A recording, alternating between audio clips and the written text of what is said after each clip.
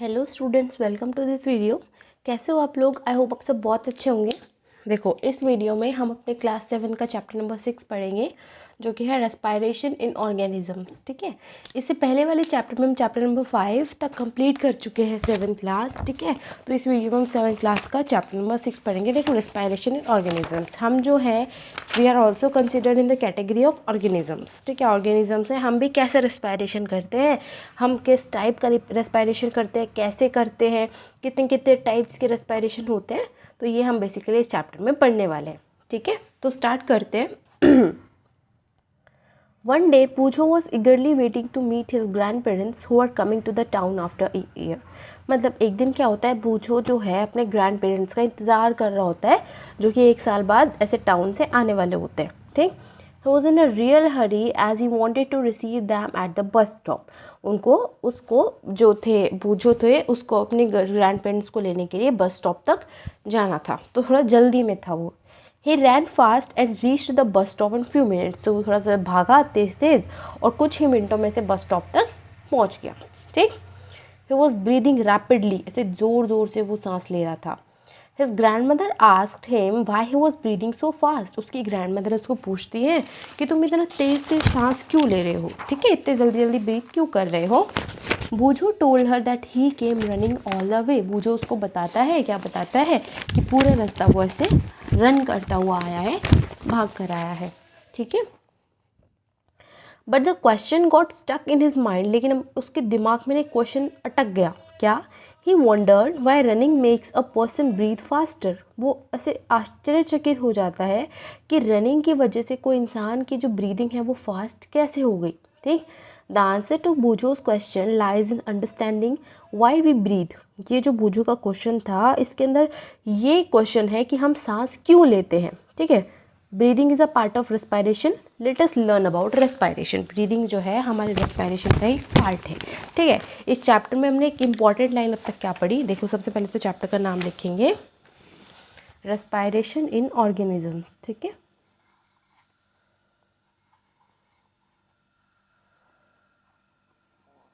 Respiration इन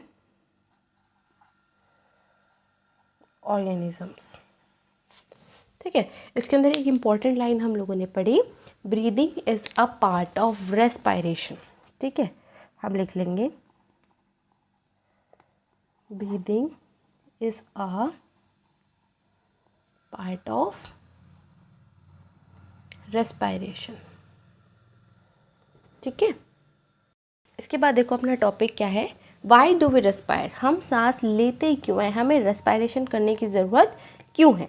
ठीक, in chapter 2 you learn that all organism are made of small microscopic unit called cells. Chapter 2 में हमने क्या पढ़ा कि जितने भी ऑर्गेनिजम्स हैं छोटे छोटे माइक्रोस्कोपिक यूनिट से बने हैं, जिनको क्या बोलते हैं, सेल से। ठीक है, चैप्टर 2 में क्या पढ़ा कि जितने भी ऑर्गेनिज्म है किससे बने होते हैं, सेल से बने होते हैं।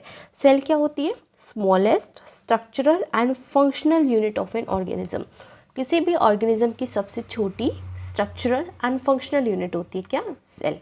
ठीक है, each cell of an organism perform certain function such as nutrition, transport, excretion and reproduction. हर एक सेल जो है किसी भी ऑर्गेनिज्म की अलग अलग फंक्शंस परफॉर्म करती है, जैसे कि न्यूट्रिशन हो गया, ट्रांसपोर्ट हो गया, एक्सक्रीशन हो गया, रिप्रोडक्शन, ये अलग अलग टाइप के फंक्शंस परफॉर्म करती है कौन, हर एक सेल। हर एक सेल के अलग अलग काम होते हैं।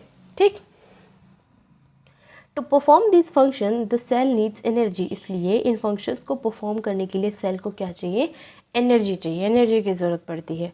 Even when we are eating, sleeping और रीडिंग वी रिक्वायर एनर्जी। इसलिए हमें, चाहे हम खा रहे हों, सो रहे हों, पढ़ रहे हों, हमें किसकी ज़रूरत होती है, एनर्जी की ज़रूरत होती है। ठीक, but where does this energy come from. लेकिन ये एनर्जी आती कहाँ से है। Can you say why your parents insist that you should eat regularly. क्या आपने देखा है कि आपको पेरेंट्स बोलते होंगे कि रेगुलरली खाना खाओ, ऐसे बोलते होंगे, क्यों। The food has stored energy which is release during respiration. क्योंकि खाने के अंदर क्या होता है, एनर्जी स्टोर्ड फॉर्म में होती है, जो कि रेस्पायरेशन के टाइम पे रिलीज होती है। ठीक है, Therefore, all living organism respire to get energy from food. इसलिए जितने भी लिविंग ऑर्गेनिज्म जो है ऐसे रिस्पायर करते हैं ताकि वो खाने से एनर्जी को ले सके। ठीक है। During breathing we breathe in air, breathing तक जब हम ब्रीथ करते हैं तो हम कहाँ ब्रीथ करते हैं, एयर में ब्रीथ करते हैं, हवा में सांस लेते हैं। You know that air contains oxygen, हवा के अंदर क्या होती है, ऑक्सीजन होती है। We breathe out air which is rich in carbon dioxide, हम जो एयर बाहर ब्रीथ आउट करते हैं, जो सांस हम बाहर छोड़ते हैं, उसके अंदर ज़्यादा क्या होता है, ज़्यादा उसके अंदर कार्बन डाइऑक्साइड होती है। The air we breathe in is it transported to all part of the body and ultimately to each cell. देखो जो हवा हम अंदर लेते हैं, ठीक है, जो हम अंदर सांस लेते हैं वो क्या होती है, हमारी पूरी बॉडी के अंदर ट्रांसपोर्ट की जाती है, ठीक है, लगभग हर सेल तक ट्रांसपोर्ट की जाती है। Okay, in the cells oxygen in the air help in the break down of food, cell के अंदर क्या होता है, जो ऑक्सीजन है, हवा वाली जो ऑक्सीजन सेल तक पहुंची वो क्या करती है, खाने को ब्रेक डाउन करने में हेल्प करती है। Okay, the process of break down of food in the cell with the release of energy is called cellular respiration. देखो यही जो प्रोसेस है खाने को तोड़ना एनर्जी के रिलीज के लिए, ठीक है, मतलब ये सेल के द्वारा जो खाने को तोड़ा जाता है एनर्जी रिलीज़ के लिए, उसको क्या बोलते हैं, सेलुलर रेस्पिरेशन। सेलुलर रेस्पिरेशन कहाँ होता है, ऑर्गेनिजम्स की सेल्स के अंदर होता है, ठीक है, सेल के अंदर। In the cell the food is broken down into carbon dioxide and water using oxygen. Cell के अंदर जो खाना होता है, ग्लूकोज होता है, वो कार्बन डाइऑक्साइड और पानी में तोड़ दिया जाता है ऑक्सीजन की हेल्प से, ठीक। When breakdown of glucose occurs with the use of oxygen is called aerobic respiration। यही ग्लूकोज का टूटना कार्बन डाइऑक्साइड और पानी में अगर ये ऑक्सीजन की प्रेजेंस में होता है तो उसको हम बोलेंगे एरोबिक रेस्पिरेशन, ठीक है। Food can also be broken down without using oxygen, food को हम तोड़ भी सकते हैं, ऑक्सीजन के बिना भी तोड़ सकते हैं, ठीक है। और अगर हम फूड को ऑक्सीजन के बिना तोड़ रहे हैं तो वो होता है हमारा एनएरोबिक रेस्पिरेशन, ठीक है। देखो रेस्पिरेशन हमारा दो टाइप का हमने पढ़ा, एक तो पढ़ा हमने एरोबिक रेस्पिरेशन,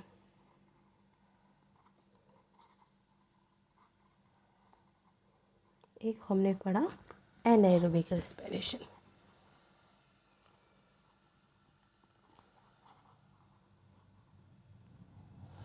एरोबिक के अंदर क्या होता है, breakdown of food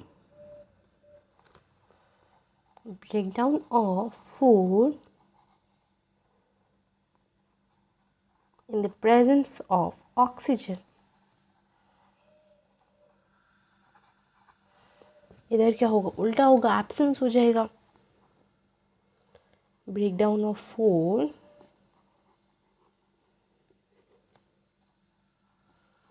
in the absence of oxygen, ठीक है। ये हो गया हमारा एरोबिक एंड एनाएरोबिक रेस्पिरेशन की डेफिनेशन, ठीक है। देखो इधर ये इंपॉर्टेंट रिएक्शन भी है, किस किस में टूटती है ये भी लिख लो। ग्लूकोज जब टूटती है ऑक्सीजन की प्रेजेंस में तो क्या क्या रिलीज करती है, कार्बन डाइऑक्साइड, वाटर, सबसे इम्पॉर्टेंट क्या है अपना एनर्जी, ठीक है। ये रिएक्शन आपको याद करना है।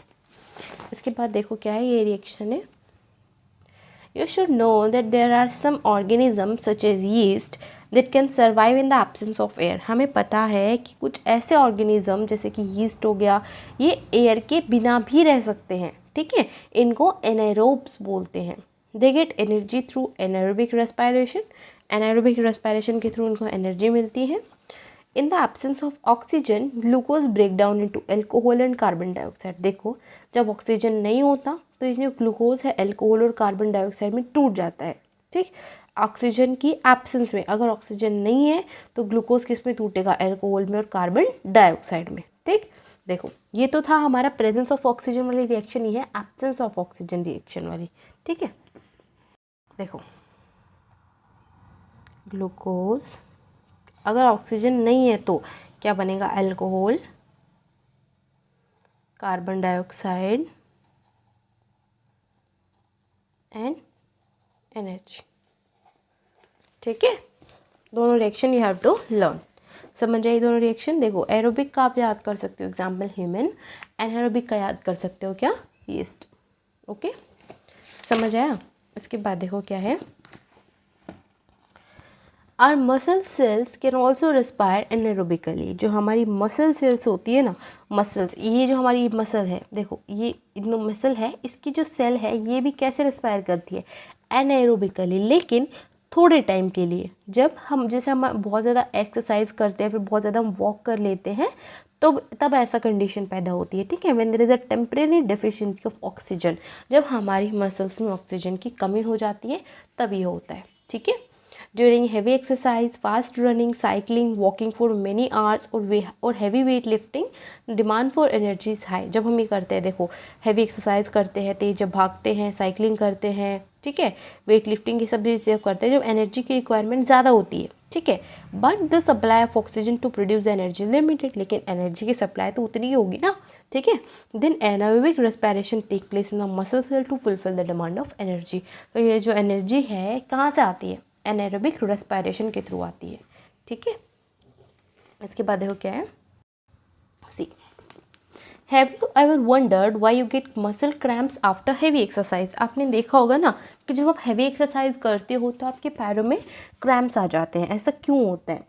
The cramps occur when muscle cell respire anaerobically. Cramps तब होते हैं जब मसल सेल एनारोबिकली रेस्पायर करती हैं तब, ठीक है। The partial breakdown of glucose produce lactic acid. यही जो है ना एनारोबिकली, इसकी वजह से क्या होता है, लैक्टिक एसिड प्रोड्यूस होता है, ठीक है। The accumulation of lactic acid cause muscle cramps. यही जो है लैक्टिक एसिड जमा होने लगता है, इसकी वजह से हमारी मसल में क्रैम्प्स होते हैं। We get relief from cramps after a hot water bath और अ मसाज। हमें क्रैम्प से रिलीफ कब मिलता है, जब हम गर्म पानी से बाथ लेते हैं या फिर मसाज लेते हैं, ठीक है। Can you guess why is it so. क्या आप बता सकते हो ऐसा क्यों होता है। हॉट वाटर बाथ और massage improve circulation of blood. ये जो हॉट वाटर बाथ है और जो मसाज है, इसकी वजह से क्या होता है, हमारे ब्लड का सर्कुलेशन इम्प्रूव होता है, अच्छा होता है।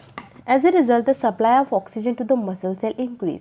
इसकी वजह से क्या होता है, हमारी बॉडी की जो मसल सेल है वहाँ पे ऑक्सीजन की सप्लाई बढ़ जाती है, ऑक्सीजन ज़्यादा अच्छे से जा पाता है। The increase in the supply of oxygen result in the complete breakdown of lactic acid into carbon dioxide and water। यही जो है ऑक्सीजन की सप्लाई अगर बढ़ गई तो क्या होगा, लैक्टिक एसिड टूट जाएगा, किसमें, कार्बन डाइऑक्साइड और पानी में, ठीक है। लैक्टिक एसिड टूट गया, ख़त्म हो गया, तो हमारे क्रैम्प्स भी ख़त्म हो जाएंगे, ठीक है। इसके बाद अपना नेक्स्ट टॉपिक है ब्रीदिंग। देखो स्टार्ट करते हैं breathing. Close your nostrils and mouth tightly and look at a watch. अपने नॉस्ट्रल्स और माउथ टाइटली ऐसे क्लोज करो और किसी वॉच की तरफ देखो, घड़ी की तरफ देखो। What did you feel after some time. थोड़े टाइम बाद आप क्या फील करोगे। How long were you able to keep both of them close. आप उनको कितनी देर तक क्लोज रख सकते हो, बंद रख सकते हो। How long were you able to keep both of them close. आप उन दोनों को कितनी देर तक बंद रख सकते हो, ठीक है। Note down the time for which you could hold your breathe. कितने टाइम तक वो अपने ब्रीथ को रोका, ये आपको नोट डाउन करना है, ठीक है। Now you know that you can not survive for long without breathing. अब आपको पता चला कि आप बहुत लंबे टाइम तक बिना ब्रीथ के नहीं रह सकते हो, ठीक है। देखो breathing means taking in air rich in oxygen and giving out air rich in carbon dioxide with the help of respiratory organs. Breathing की इधर डेफिनेशन क्या बता दी, ऐसी हवा को अंदर लेना जिसके अंदर ऑक्सीजन ज़्यादा हो और ऐसी हवा को बाहर निकालना जिसके अंदर कार्बन डाइऑक्साइड ज़्यादा हो। देखो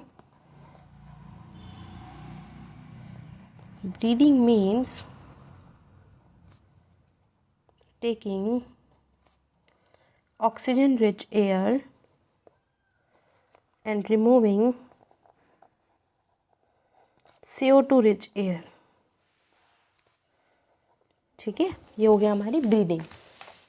इसके बाद देखो the taking in of air rich in oxygen into the body is called inhalation and giving out of air rich in carbon dioxide is called exhalation. देखो ऑक्सीजन वाली एयर अंदर लेना ये है इनहेलेशन, इनहेल करना। कार्बन डाइऑक्साइड वाली हवा बाहर निकालना ये होती है आपकी एक्सहेल करना, एक्सहेलेशन, ठीक है। It is a continuous process which goes on all the time. ये कॉन्टीन्यूअस प्रोसेस है, हमेशा चलता रहता है and throughout the life of an organism. किसी भी ऑर्गेनिज्म की पूरी लाइफ में चलता है, the number of times a person breathe in a minute is termed as breathing rate. देखो 1 मिनट में कोई इंसान कितना सांस लेता है, होता है उसका क्या, ब्रीदिंग रेट। देखो the number of times a person can breathe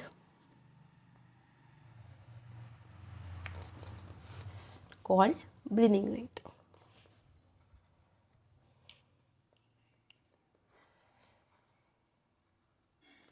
ठीक है, इसके बाद देखो क्या है, during breathing inhalation and exhalation take place alternately. ब्रीदिंग के टाइम पे इनहेल करना एंड एक्सहेल करना अल्टरनेटली होता रहता है, एक बार इनहेल एक बार एक्सहेल। ठीक है, a breath makes 1 inhalation plus 1 exhalation. एक ब्रीथ मतलब एक इनहेलेशन एंड एक एक्सहेलेशन, ये होता है टोटल 1 ब्रीथ। ठीक है,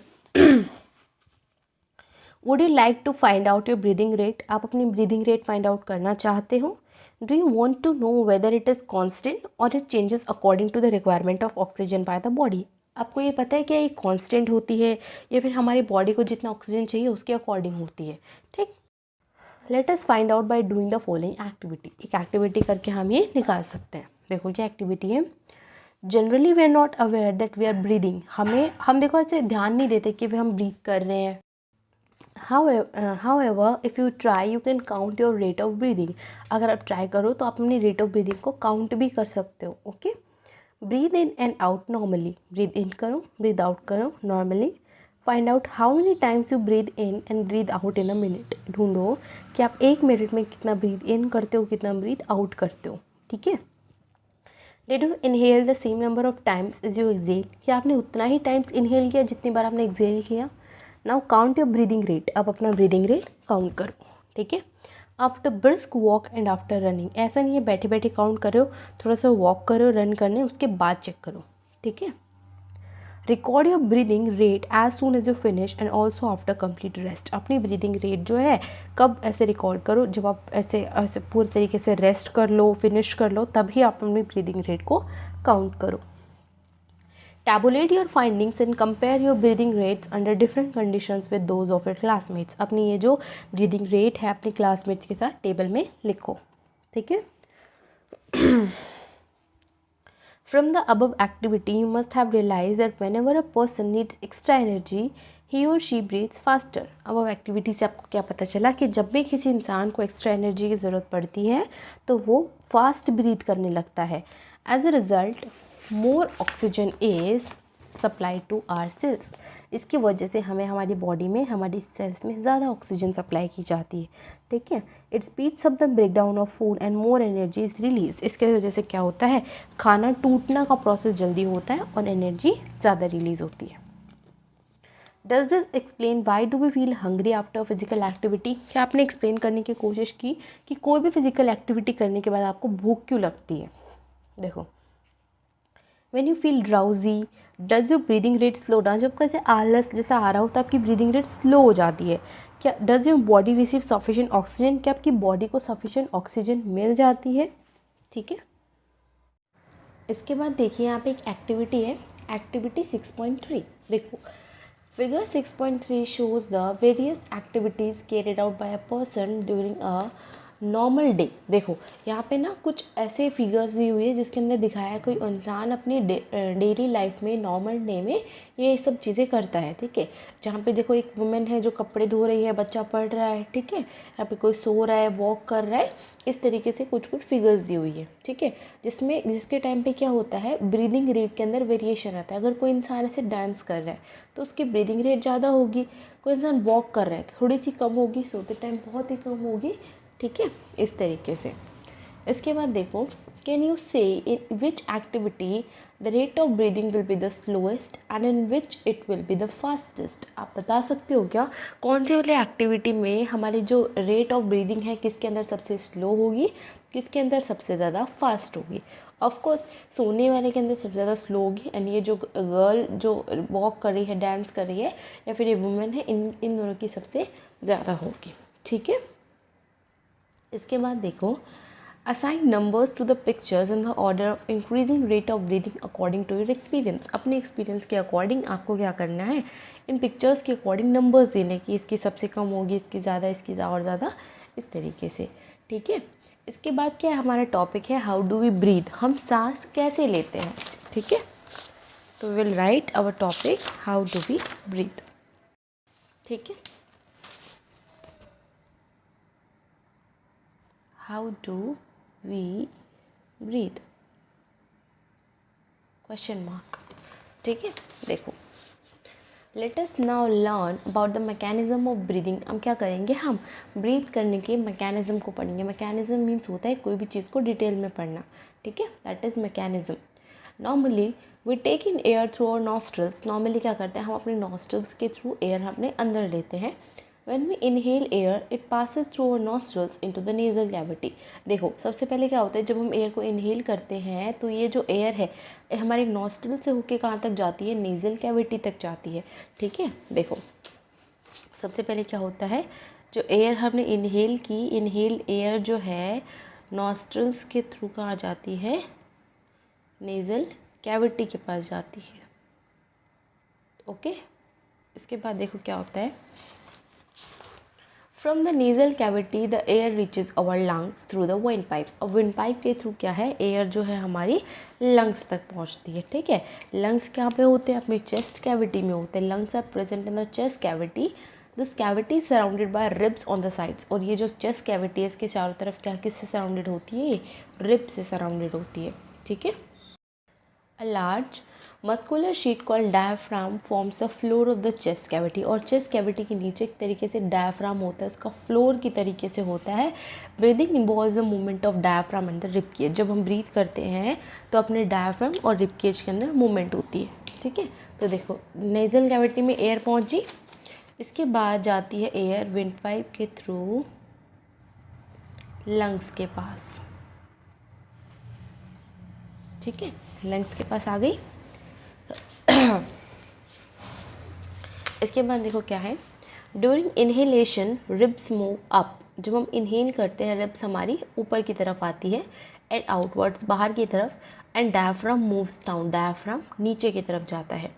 this movement increase space in our chest cavity and air rushes into the lungs. इसकी वजह से क्या होता है, हमारी चेस्ट कैविटी के अंदर स्पेस बढ़ जाता है और लंग्स के अंदर हवा भर जाती है। ठीक है, the lungs get filled with air the lungs get filled with air. अब लंग्स के अंदर क्या आ जाती है, हवा भर जाती है।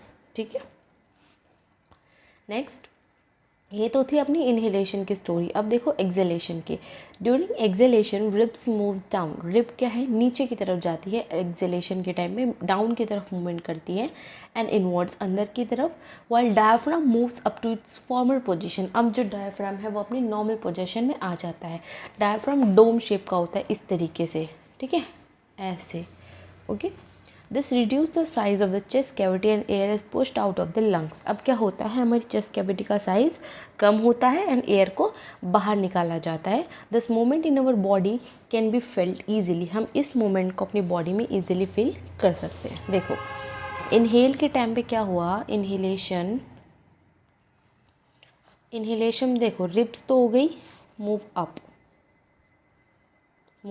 अप एंड आउटवर्ड्स, डायफ्राम नीचे की तरफ, diaphragm moves down, air rashes into the lungs. ठीक है, ये तो थी आपकी इनहेलेशन की स्टोरी। एक्सेलेशन में इससे एकदम ऑपोजिट होता है। ठीक है, ribs move down and inwards,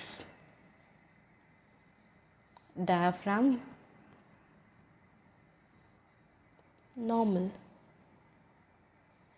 air out। ठीक है, ओके, इस तरीके से आप याद कर सकते हैं। इसके बाद हो क्या है, टेक अ डीप ब्रेथ। हमें क्या लेना है, एक डीप ब्रेथ लेनी है, लंबी सांस लेनी है। Keep your palm on the abdomen, feel the movement of abdomen. What do you find, abdomen होता है हमारे स्टमक के नीचे वाला एरिया। ठीक है, जब हम उस एरिया पे से हाथ रखेंगे, हमें उस पर हाथ रखना है एंड देन फील करना है। ठीक है, After having learned that during breathing there are changes in the size of chest cavity, children got involved in the chest expansion competition. अब देखो, आपको ये पता है कि ब्रीदिंग के टाइम पे क्या है, चेस्ट कैविटी का साइज़ बढ़ जाता है। तब बच्चे क्या होते हैं, चेस्ट एक्सपेंशन कंपटीशन कुछ होता है जिसके अंदर वो पार्टिसिपेट कर लेते हैं। मतलब एक ऐसा कंपटीशन होता है जिसमें ये दिखाना होता है कि कौन अपने चेस्ट को सबसे ज़्यादा एक्सपेंड कर सकता है। ठीक है, एवरीवन वाज बॉस्टिंग दैट शी और he could expand at the maximum. अब सब ऐसे बोल रहे होते हैं, अपना अपना फेंक रहे होते हैं कि सबसे ज़्यादा एक्सपैंड तो इसको मैं कर सकता हूँ। ठीक है, how about doing this activity in the class with your classmates. अब अपने क्लासमेट्स के साथ अगर आप एक्टिविटी करो तो कैसा रहेगा। देखो इधर क्या है, हमारा ह्यूमन रेस्पिरेटरी सिस्टम का एक डायग्राम है। देखो ये देखो, इधर से हम एयर को अंदर लेते हैं, ये है हमारी नेज़ल कैविटी। इस विंड पाइप के थ्रू क्या है, एयर हमारी लंग्स तक जाती है, दिस इज फेरिंग्स। एंड ये जो स्ट्रक्चर होती है रिंग्स जैसी, इसको बोलते हैं ट्रैकिया। ठीक है, ओरल कैविटी थ्रू, जिसके थ्रू हम खाना लेते हैं। ठीक है, इसके बाद यहाँ पे अपने लंग्स, एंड ये जो दिख रहे हैं आपकी, ये है अपनी रिब्स। ठीक है, रिब केज जिसको बोलते, और देखो लास्ट में ये है अपना डायफ्राम। ठीक है, अब देखो इधर क्या लिखा हुआ है एक ब्लू कलर के बॉक्स में, The air around us has various type of unwanted particles such as smoke, dust, pollen, etc. जो हमारे चारों तरफ हवा है, इसके अंदर बहुत से अनवांटेड पार्टिकल्स होते हैं, जैसे कि धुआं हो गए, ठीक है, डस्ट हो गए, पॉलन्स हो गए, ये सब। When we inhale, the particles get trapped in the hair present in our nasal cavity.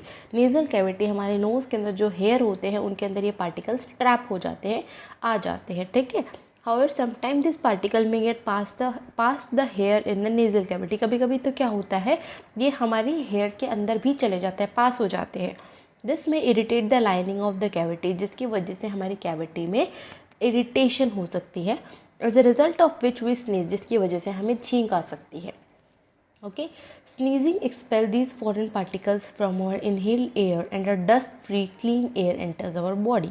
Sneezing की वजह से क्या होता है, ये जो फॉरेन बाहर के पार्टिकल, जो एक्स्ट्रा पार्टिकल्स हमारी बॉडी में चले गए, ये बाहर आते हैं फ्रॉम द इनहेल एयर, और एक फ्रेश क्लीन एयर हमारी बॉडी के अंदर जाती है। ठीक है, इधर देखो एक प्रिकॉशन है, व्हेन यू स्नीज, जब आपको स्नीजिंग होती है, छींकते हो, you should cover your nose so that the foreign particle you expel are not inhaled by other person. जब आप छींकते हो तो आपको अपने माउथ के ऊपर हाथ रखना चाहिए, नोज़ के ऊपर हाथ रखना चाहिए, क्योंकि ये जो फॉरेन पार्टिकल्स है आपकी किसी और बॉडी के पर्सन की बॉडी के अंदर ना चले जाए। ठीक है, इधर देखो क्या एक एक्टिविटी है, एक्टिविटी 6.4, जिसमें क्या है, टेक अ डीप ब्रेथ। ठीक है, डीप ब्रेथ लेनी है। Measure the size of the chest with a measuring tape. हम अपनी मेजरिंग टेप की हेल्प से हमें अपने चेस्ट के साइज़ को मेजर करना है, नापना है। And record your observation in table 6.2। ठीक है, टेबल से बना लो, उसमें आप लिख लीजिए। Measure the size of the chest again when expanded and indicate which classmate shows the maximum expansion of the chest. अब क्या करो, सबका ऐसे मेज़र करो, सब बच्चों का, एंड देन चेक करो कि कौन से वाले स्टूडेंट का एक्सपेंशन सबसे ज़्यादा है। We can understand the mechanism of breathing by simple model. देखो इधर जो डायग्राम है, ये है आपका इनहेलेशन का, एयर गई अंदर, लंग्स फूल गए। ठीक है, रिब्स भी इस तरीके से पूरे अरेंज हो गए ऐसे लंग्स के चारों तरफ, एंड डायफ्राम इस तरीके से हो गया नॉर्मल, मतलब थोड़ा सा ऊपर की तरफ आ गया। ठीक है,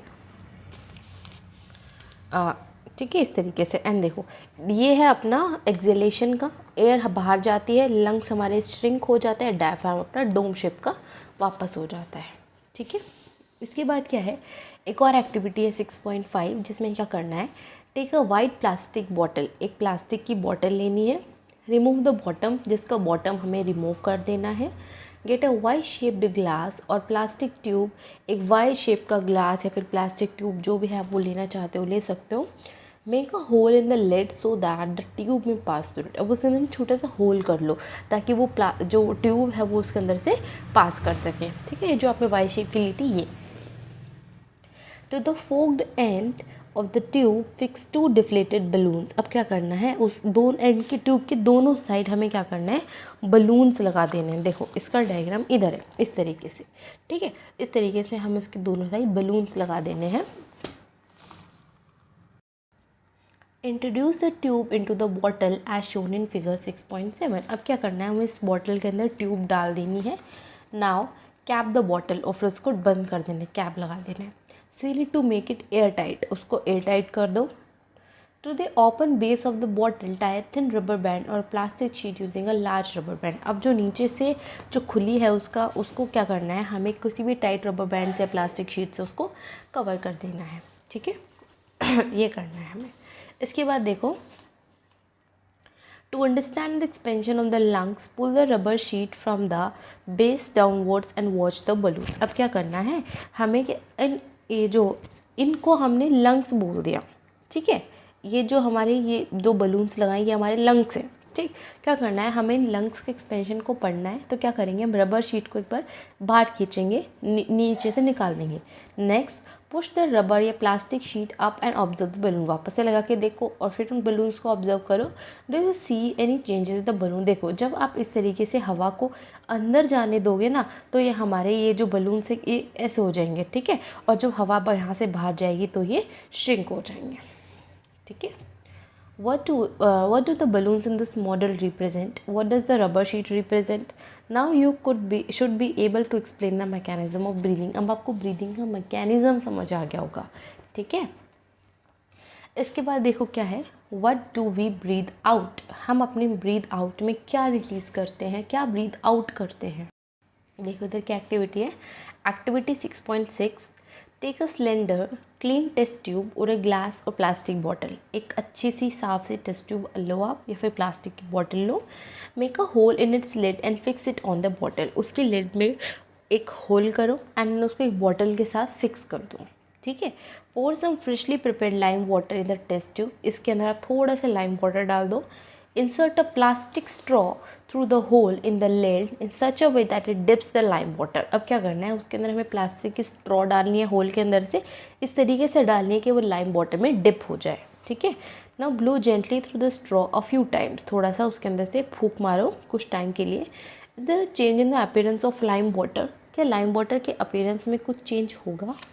can you explain this change on the basis of what you learn in chapter 5। क्या आप अपने चैप्टर 5 के बेसिस पे बता सकते हो कि किस टाइप का चेंज है। चैप्टर 5 क्या था आपका, physical change and chemical change पढ़ाया था आपको, ठीक है। आप बता सकते हो, okay. Next is you are aware that air we inhale और exhale is a mixture of gases. अब हमें ये पता है कि जो हवा हम अंदर लेते हैं बाहर रिलीज़ करते हैं वो मिक्सचर होता है गैसेस का। व्हाट डू वी एक्सेल, हम एक्सेल करते क्या है। Do we exhale only carbon dioxide or mixture of gases along with it. क्या हम सिर्फ कार्बन डाइऑक्साइड एक्सेल करते हैं या फिर उसके साथ और भी गैसेस एक्सेल करते हैं, ठीक है। You must have also observe that if you exhale on a mirror a film of moisture appear on it surface. आपने देखा होगा ना, अगर आप किसी मिरर के ऊपर एक्सेल करते हो तो उसके ऊपर मॉइस्चर की एक लेयर सी आ जाती है, ठीक है। अ film of moisture appear on it surface, उसके ऊपर एक मॉइस्चर की फिल्म सी दिखती है आपको। From where do these droplets come. अब ये ड्रॉपलेट्स कहाँ से आए हैं, ठीक है। देखो इधर क्या लिखा है, breathe for better life. Regular traditional breathing exercise जैसे कि pranayama can increase the capacity of lungs to take in more air. इन सब की प्राणायाम की वजह से क्या होता है, हमारे लंग्स की कैपेसिटी बढ़ती है कि वो और ज़्यादा एयर अपने अंदर ले सकते हैं। This more oxygen can be supplied to the body cells resulting in release of more energy. इसलिए ज़्यादा से ज़्यादा ऑक्सीजन हमारी बॉडी को सप्लाई होगी, ज़्यादा एनर्जी रिलीज़ होगी, ठीक है। इसके बाद देखो क्या है, देखो यहाँ क्या लिखा है, the percentage of oxygen and carbon dioxide in inhale and exhale layer. देखो ये हमारी इनहेल लेयर है, इसके अंदर 21% ऑक्सीजन होता है, 0.04% कार्बन डाइऑक्साइड होता है, ठीक है। जब हम एयर को एक्सेल करते हैं तो 16% ऑक्सीजन रिलीज़ होता है एंड 4% कार्बन डाइऑक्साइड रिलीज़ होता है, ठीक है। इसके बाद देखो क्या टॉपिक है अपना, ब्रीदिंग एंड अदर एनिमल्स। जो बाकी के एनिमल्स हैं उनके अंदर ब्रीदिंग कैसे होती है। देखो animals such as elephants, lions, cows, goats, frogs, lizards, snakes, birds have lungs in their chest cavities like the human beings। जैसे कि एनिमल्स होते हैं ना ये सब, इनके अंदर क्या होता है, इनके भी अपनी उनकी बॉडी के अंदर लंग्स होते हैं, ठीक है, उनके चेस्ट कैविटीज़ के अंदर। How do other organism breathe, वो सांस कैसे लेते हैं। Do they also have lungs like those of human beings, क्या उनके पास भी लंग्स होते हैं, ठीक है। तो इधर देखो कॉकरोच की ये बात, cockroach has small openings on the side of its body. Cockroach जो है उसकी बॉडी के ऊपर छोटे छोटे ओपनिंग्स होते हैं, ठीक है, साइड में। देखो सबसे पहले बात है अपनी किसकी, कॉकरोच की। कॉकरोच, ठीक है। कॉकरोच में क्या होते हैं, small openings on side of their body, ठीक है। इसके बाद क्या है, कुछ और भी इंसेक्ट्स ऐसे होते हैं जिनके पास ओपनिंग्स होती है। Other insects also have similar openings. In openings को क्या बोलते हैं, स्पिरेकल्स। इन ओपनिंग्स को क्या बोलते हैं, स्पिरेकल्स, ठीक है। इसके बाद देखो, insect have a network of air tubes called trachea for gas exchange. Insects के पास क्या होता है, एयर का एक नेटवर्क होता है ट्यूब्स का, ट्यूब्स नेटवर्क, जिसको क्या बोलते हैं, ट्रैकिया। और ये किसके लिए होता है, फॉर गैसियस एक्सचेंज, ठीक है। Oxygen rich air rushes through spiracles into the tracheal tubes, diffuses into the body tissue and reaches every cell of the body। देखो, जिस हवा के अंदर ऑक्सीजन है, मतलब जो एयर इनहेल हुई है, ठीक है, वो हवा कहाँ जाती है, पहले स्पाइरिकल्स के पास जाएगी, स्पाइरिकल्स के थ्रू ट्रैकियल ट्यूब्स के पास आएगी, वहाँ से पूरी बॉडी के टिश्यूज़ में फैलेगी एंड देन टिश्यू के थ्रू हर सेल के पास पहुँचेगी, ठीक है। सिमिलरली ऐसे कार्बन डाइऑक्साइड वाले में होता है, कार्बन डाइऑक्साइड हर एक सेल से पहले ट्रैकियल ट्यूब्स में आएगी एंड देन स्पिरिकल्स के थ्रू बाहर निकल जाएगी, ठीक है। दिस एयर ट्यूब्स और trachea are found only in insect and not in other group of animals. ये जो ट्रैकिया है ये सिर्फ इंसेक्ट्स में मिलता है, बाकी किसी में भी नहीं मिलता है, ठीक है। इधर देखो डायग्राम भी है, ट्रैकिया इस तरीके का होता है। इसके नेक्स्ट जो है अपना टॉपिक कॉकरोच के बाद अपना है अर्थवॉर्म, ठीक है। अर्थवॉर्म,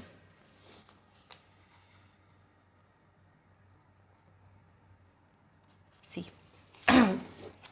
देखो, recall from chapter 6 of class 6 that earthworm breathe through their skins. Class 6 में आपने चैप्टर 6 में पढ़ा था कि अर्थवॉर्म जो उनके स्किन के थ्रू सांस लेते हैं, ठीक है। The skin of an earthworm feels moist and slimy on touching. Earthworm की जो स्किन होती है ना, ऐसे चिकनी सी स्लीमी सी होती है जो हम उसको टच करते हैं, ठीक है। Gases can easily pass through them, उनके अंदर से गैस ईजिली पास हो सकती है। दो frogs have a pair of lungs like human beings, they can also breathe through the skin which is moist and slippery. Earthworm किसके थ्रू सांस लेते हैं, स्किन के थ्रू लेते हैं, ठीक है, जो कि कैसी होती है, moist and slippery. Similarly frogs के अंदर भी सेम चीज़ होती है, ठीक है। इसके बाद देखो, ब्रीदिंग अंडर वाटर, पानी के अंदर कैसे सांस लिया जाता है, जो कि फिश करती है, ठीक है। Can we breathe in survive in water, क्या हम पानी में ब्रीथ कर सकते हैं, फिर सर्वाइव कर सकते हैं। There are many organism which live in water, देखो पानी के अंदर कई ऑर्गेनिज्म रहते हैं। How do they breathe under water, पानी के अंदर वो सांस कैसे लेते हैं। You have studied in class 6 that gills in fish help them to use oxygen dissolved in water। देखो, आपने क्लास 6 में पढ़ा है कि जो फिशेज़ होती है ना, वो अपनी गिल्स की हेल्प से सांस लेती है। और कहाँ से लेती है वो ऑक्सीजन, पानी के अंदर जो ऑक्सीजन मिला हुआ रहता है वहाँ से सांस लेती है। देखो, जो पानी का फॉर्मूला होता क्या है, H2O, ठीक है। इस तरीके से पानी की स्ट्रक्चर होती है। ये जो डिज़ोल्व ऑक्सीजन है इसको फिश लेती है, ठीक है। Next is, you may wonder how gills help in breathing. Gills are well supplied with blood vessels for exchange of gases. आप सोचो कि गिल्स से सांस कैसे लेती है। गिल्स हमारे इस तरीके से डिज़ाइन होता है फिशेस के, उनके अंदर ब्लड वेसल्स ऐसी इस तरीके से अरेंज होती है कि गैसेस का वहाँ पे एक्सचेंज हो सकता है, ठीक है। इसके बाद देखो, टू प्लांट्स ऑल्सो रेस्पायर, क्या प्लांट्स भी रेस्पिरेशन करते हैं, क्या प्लांट्स भी सांस लेते हैं। देखो, like other living organism plants also respire for the survive. देखो, प्लांट्स भी अपने सर्वाइवल के लिए रेस्पिरेशन करते हैं, as you have learned in class 6, ठीक है। They also take in oxygen from the air and give out carbon dioxide, वो भी हवा से ऑक्सीजन लेते हैं, कार्बन डाइऑक्साइड बाहर रिलीज करते हैं। Next is, in the cells, oxygen is used to break down glucose into carbon dioxide and water as in other organism। इनके अंदर भी ऑक्सीजन को यूज़ करके ग्लूकोज को कार्बन डाइऑक्साइड और वाटर में तोड़ दिया जाता है। In plants each part can independently take in oxygen from the air and give out carbon dioxide. Plants के अंदर क्या है, हर एक पार्ट इंडिपेंडेंट होता है, एयर से ऑक्सीजन लेता है एंड कार्बन डाइऑक्साइड बाहर छोड़ता है। ठीक है, जैसे अपने पास क्या है, हम तो नोज़ के थ्रू छोड़ते हैं, हमारे पास एक बॉडी पार्ट है नोज़। प्लांट्स के पास हर पार्ट इंडिपेंडेंटली काम करता है। ठीक है, You already learned in chapter 1 that the leaves of the plant have tiny pores called stomata for exchange of oxygen and carbon dioxide. आपने चैप्टर 1 में भी पढ़ा कि प्लांट्स के पास ऐसे टाइनी पोर्स होते हैं स्टोमेटा, जिसके अंदर से कार्बन डाइऑक्साइड और ऑक्सीजन पास होते हैं, एक्सचेंज होते हैं। Like all other living cells of the plants, the root cell also need oxygen to generate energy। देखो, बाकी अदर सेल्स के अलावा भी क्या है, जो रूट सेल्स जो होती है ना, उनको भी एनर्जी, ऑक्सीजन की ज़रूरत पड़ती है एनर्जी के लिए। Roots take up air from the air spaces present between the soil particle. देखो, सॉइल पार्टिकल के बीच में जो हवा होती है ना, वो लेती है कौन, रूट्स लेती है। ठीक है, जैसे देखो ये दो सॉइल पार्टिकल, इसके बीच की हवा कौन ले लेती है, सॉइल। ये अपना रूट हेयर है and this is air space. ठीक है, नेक्स्ट लास्ट है इधर थोड़ा सा, can you gas what would happen in a potted plant is over watered. आप सोचो कि अगर कोई गमले में आप पानी बहुत ज़्यादा डाल दो तो क्या होगा। In this chapter you learn that respiration is a vital biological process. आपने इस चैप्टर में क्या पढ़ा है, जो रेस्पायरेशन है बहुत ही इंपॉर्टेंट बायोलॉजिकल प्रोसेस है। All living organism need to respire to get energy needed for the survival. हर एक जो लिविंग ऑर्गेनिज्म है उनको अपने सर्वाइवल के लिए रेस्पायरेशन की ज़रूरत होती है। ठीक है, ये था अपना चैप्टर, यहाँ पे फिनिश अप होता है। आपको आई होप समझ में आ गया होगा ये चैप्टर। नेक्स्ट वीडियो में हम इसके क्वेश्चन आंसर्स करेंगे। सो अगर आपको कोई डाउट हो then please tell me, I will sort it out. So till then thank you very much. If you like this video, subscribe this channel and like this video. Thank you.